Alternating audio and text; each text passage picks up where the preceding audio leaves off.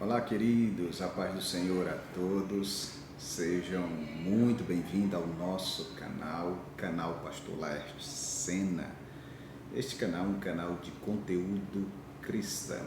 E hoje nós vamos dar continuidade aos estudos das nossas lições bíblicas CPAD.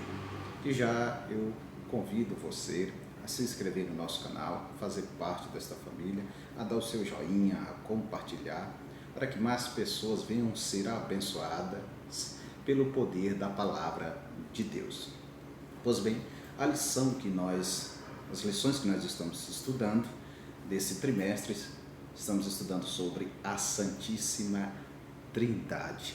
E hoje nós vamos estudar a lição de número 3, do dia 18 de janeiro de 2026, cujo tema é: o Pai enviou o Filho. O textuário nos fala assim: nisto se manifestou o amor de Deus para conosco, em que Deus enviou seu Filho unigênito ao mundo para que por ele o vivamos. 1 João capítulo 4, versículo de número 9. A verdade prática diz assim: o envio do Filho revela o amor do Pai e a perfeita unidade da Trindade no plano da salvação, garantindo a redenção e a adoção dos crentes. A leitura bíblica em classe encontra-se no Evangelho de Jesus Cristo, segundo escreveu João, no capítulo 3, versículo 16 e 17, e também na primeira epístola de João, no capítulo 4, versículo 9 a 10, e também na carta de Paulo aos Gálatas, no capítulo 4, versículo 4 a 6. Os objetivos da lição, queridos, são: primeiro, compreender que o envio do Filho é a maior prova do amor de Deus Pai. Segundo, reconhecer que a vinda de Cristo ocorreu na plenitude dos tempos, segundo o plano eterno de Deus. Terceiro, identificar a atuação da Trindade na execução e aplicação da salvação. Esses foram os 3 objetivos da nossa lição. E o primeiro ponto que nós vamos estudar da nossa lição é o envio do Filho e o amor do Pai. O primeiro tópico do primeiro ponto diz assim: o amor incondicional do Pai. Primeiro nós precisamos entender sobre este amor incondicional. Isso significa que não depende da condição para Deus nos amar, né? E o amor incondicional do Pai, ele é um dos pilares da fé cristã. Primeiro, por quê? Porque ele não depende do mérito humano. Sim, não depende do mérito humano, este amor incondicional de Deus. Segundo, esse amor ele nasce do próprio caráter de Deus. Nós podemos ver isso na primeira epístola de João, no capítulo 4, versículo de número 8, onde João diz que quem não ama não conhece a Deus, porque Deus é amor. E este amor incondicional de Deus, primeiro, ele não existe, ou seja, ele não exige merecimento. E também Deus, ele ama antes do ser humano o amar. Antes que o ser humano ame a Deus, Deus ama primeiro. Isso significa que Deus nos amou primeiro. Então esse é o amor incondicional de Deus. Não depende da sua condição e não é por mérito, e nasce do caráter de Deus, porque Deus é amor. E Deus nos amou primeiro. Antes que o ser humano viesse amar a Deus, Deus já tinha amado o ser humano. Por isso é um amor incondicional. E também o caráter desse amor é um caráter paternal, é de caráter paternal, né? Como um pai, Deus ama com ternura, com cuidado e correção. Deus, ele nos ama com ternura, com cuidado e com correção, assim como o Pai ama o Filho. Isso é um dos caráteres paternal do amor de Deus, do amor incondicional de Deus. E o amor de Deus, a estrutura deste amor, por ser um amor incondicional, ele é um amor que perdoa, é um amor que perdoa, é um amor que restaura, ou seja, perdoa as falhas e restaura aquilo que foi danificado pela falha. Esse é mais um dos caráteres do amor incondicional de Deus, E este amor, ele se manifesta através do perdão. Deus, esse amor incondicional de Deus é manifestado através do perdão dele ao ser humano. E a expressão máxima desse amor é Cristo. Jesus, ele é a expressão máxima do amor de Deus. Nós podemos ver isso lá no texto áureo da Bíblia, que é João 3:16, onde fala: porque Deus amou o mundo de tal maneira que deu seu Filho único, para que todo aquele que nele crê não pereça, mas tenha a vida eterna. Então, a manifestação do amor incondicional de Deus é o próprio Cristo, a qual é a doação do Filho. Deus doou o seu Filho para que viesse morrer pelos nossos pecados. E isso se manifestou o perdão de Deus. Glória a Deus. Este foi o primeiro tópico, falando aí do amor incondicional. O segundo tópico nós vamos ver que é a iniciativa soberana de Deus.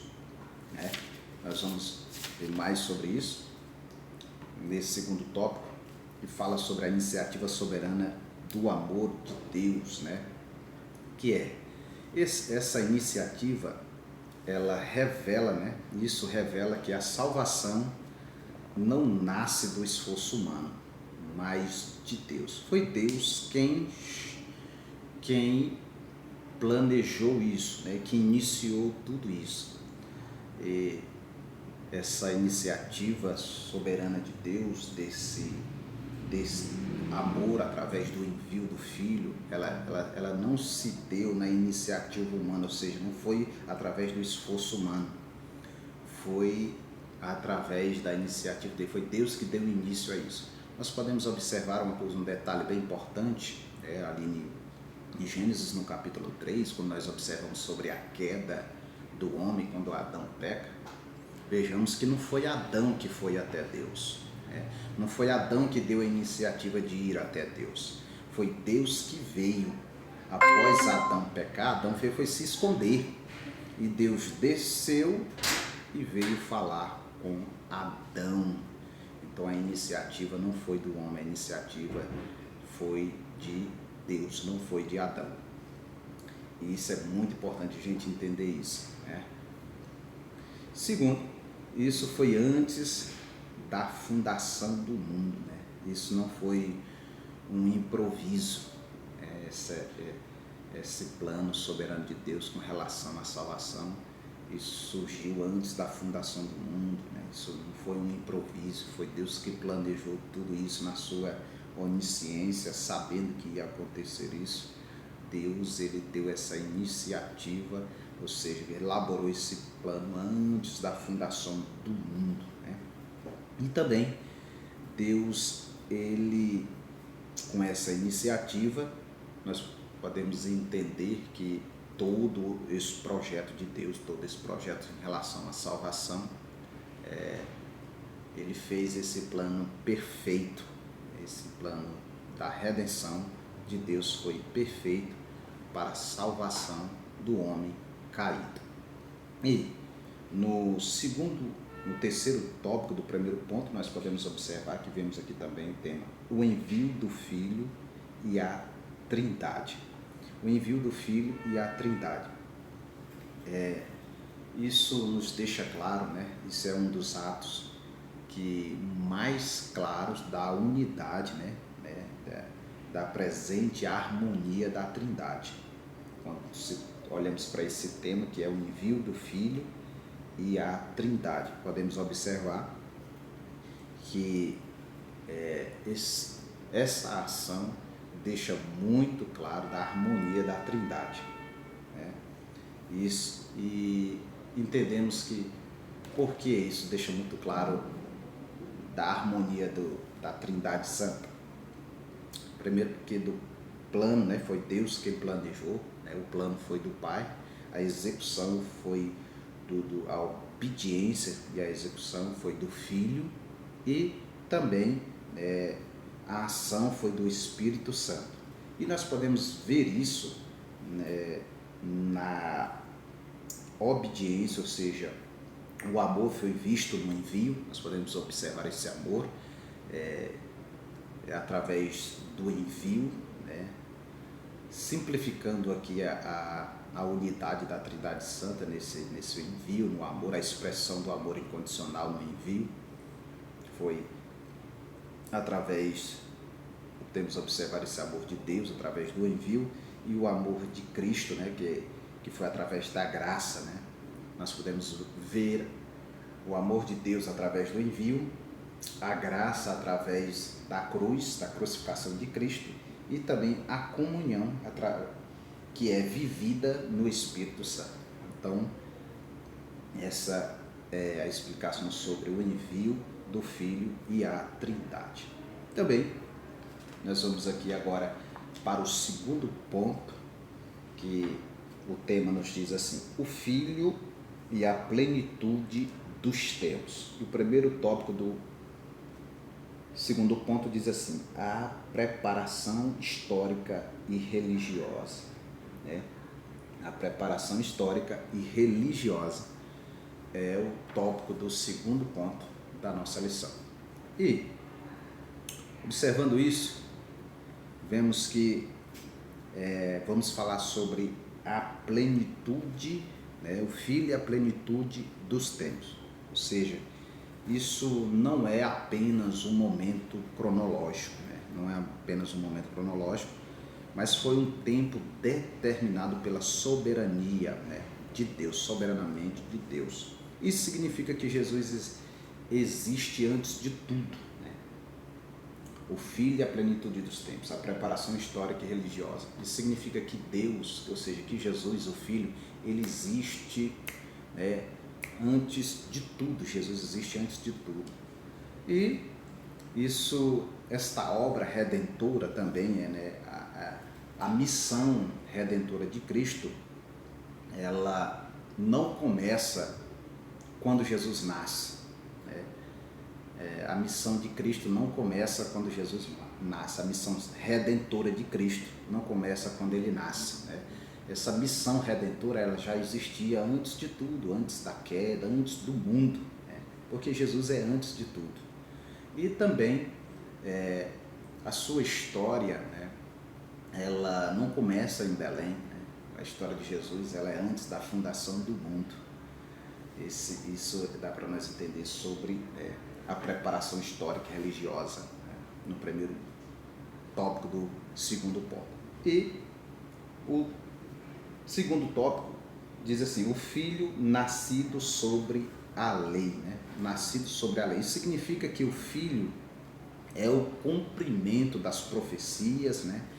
Ele é o cumprimento das profecias.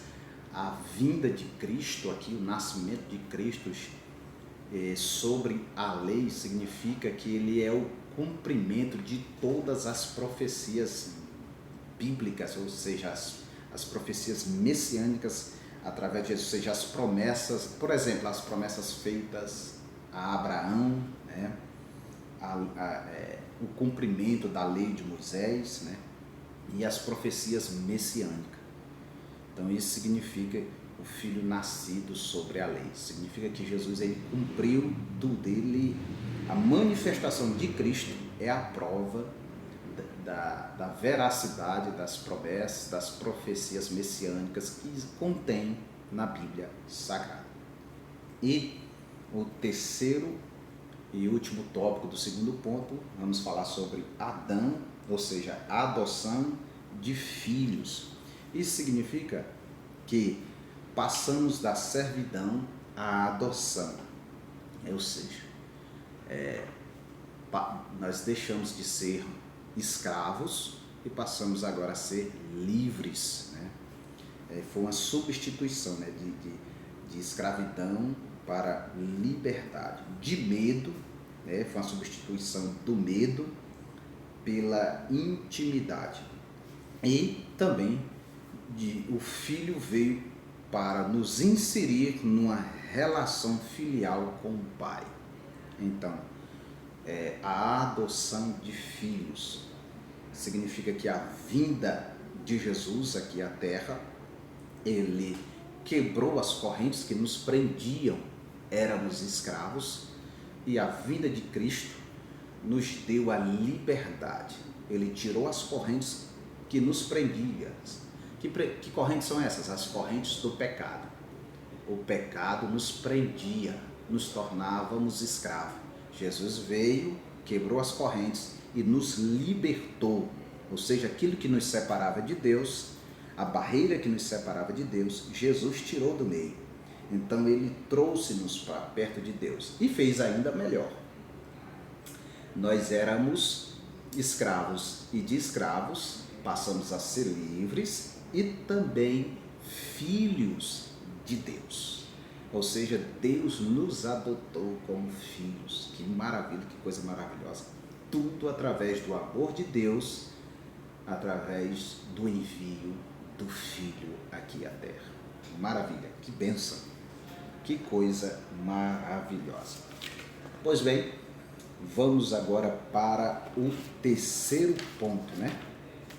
Vamos para o terceiro ponto da nossa lição bíblica da escola dominical, escola bíblica dominical. Primeiro, terceiro ponto, vamos falar sobre a Trindade no plano da salvação.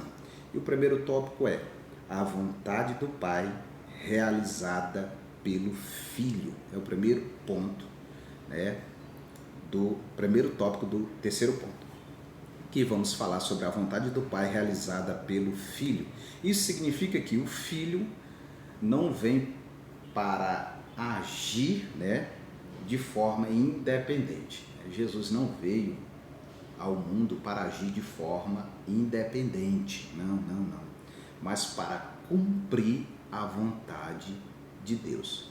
Foi isso que ele falou, né? Foi isso que Jesus falou, que ele veio para fazer cumprir a vontade daquele quem o enviou. Então, a vontade do Pai foi realizada pelo Filho, ou seja, Jesus não veio para fazer o que ele queria de forma independente, não, ele veio para fazer a vontade do Pai, né? Para cumprir a vontade do Pai, né? E o Filho e a vontade do Pai, né? Isso significa que Jesus, a vinda de Jesus, ele fez a vontade do Pai de forma, né, em ação e atitude. Todas as ações e as atitudes de Jesus comprovaram que ele veio fazer a vontade do Pai. Glória a Deus. Segundo tópico do terceiro ponto, nós vamos falar sobre a mediação exclusiva do Filho. E eu quero chamar a sua atenção para isso aqui. Isso é muito importante. Sobre a mediação exclusiva do Filho. Mediação exclusiva é porque somente o Filho pode, ou seja, somente o Filho reúne em si aquilo que nenhum outro reúne. Porque, primeiro, porque Jesus verdadeiramente, né, ele é divino, né? E ele tem a dupla natureza. Ele tem dupla natureza. Ele só pode ser mediador, o único mediador. A mediação exclusiva é do Filho, porque primeiro porque somente ele pode ter isso, nenhum outro ser humano pode ter isso, nenhum outro ser pode ter, por causa da sua dupla natureza. Jesus era 100% homem e 100% Deus. Como homem, ele nos representa como homem, como ser humano, ele representa toda a humanidade. E como Deus, ele faz parte, ou seja, como Deus, ele faz parte da divindade de Deus. Então esse é como se fosse um canal, ou seja, ele não é apenas um funcional, é ontológico. Isso significa que a exclusividade de Jesus é por causa da sua dupla natureza humana e divina. Porque ele sendo humano, ele nos representa, e sendo divino, a sua divindade é ligada a Deus, a sua essência é divina. Então ele é o único canal que leva o homem até Deus. Glória a Deus. É exclusivo dele. Então não existe nenhum outro mediador. Só Jesus é o mediador entre Deus e o homem. Então esqueça nossos amigos aí sobre pessoas que rogam a Deus por imagens, né? Esqueça disso.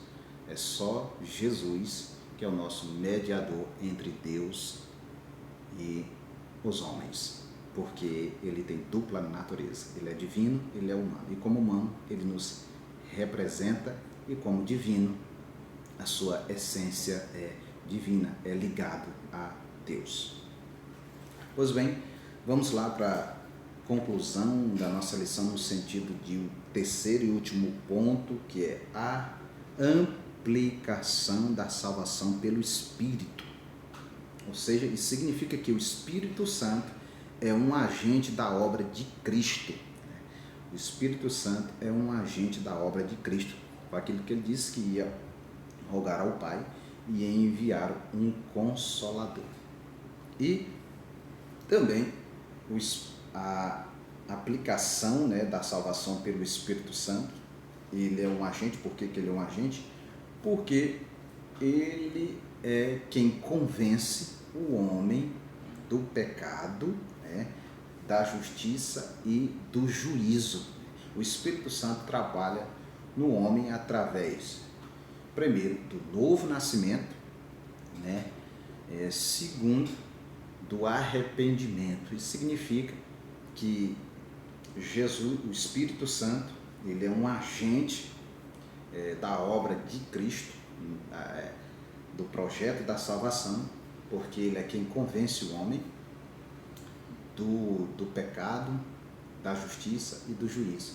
Isso significa que ele faz com que o homem reconheça que ele é pecador, que a gravidade do pecado vai levar ele a passar pela justiça de Deus, que conforme a sua prática, Deus vai fazer justiça, e através da justiça tem o juízo.